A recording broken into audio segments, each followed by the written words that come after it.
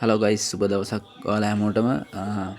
අපි අද හදන්න යන්නේ ගොඩක් කට්ටිය සමහරට බීලත් නැතුව ඇති මේ ජූස් එක, රඹුටන් ජූස් එක.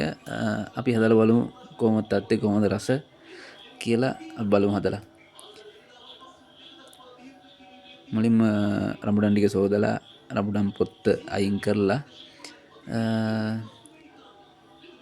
මද ටික අපි බ්ලෙන්ඩර් ජාර් එකකට දාගන්න ඕන.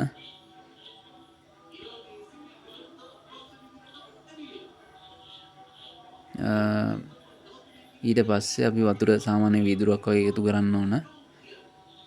ඊට පස්සේ රඹුටන් මද ටික හොඳට මික්ස් වෙන්න බ්ලෙන්ඩ් කරගන්න ඕන.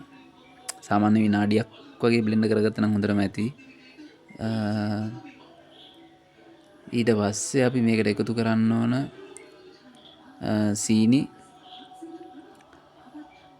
සීනි තේ මේ සැඳි එකක් වගේ.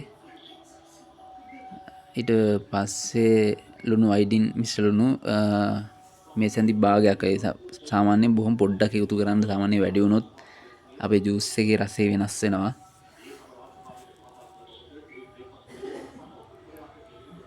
මේ ආකාරයකට බ්ලෙන්ඩ් කරගත්ත ජූස් එක අපි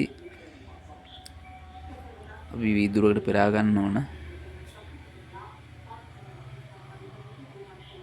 වාව්, පට්ට දකින්න විදිහට නම් පට්ට රස පාටයි.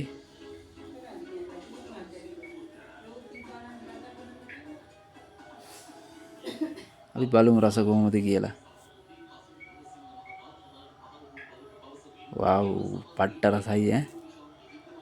අනිවාර්යෙන් ඔයාලත් හදලා බලන්න රඹුටන් ජූස් එක.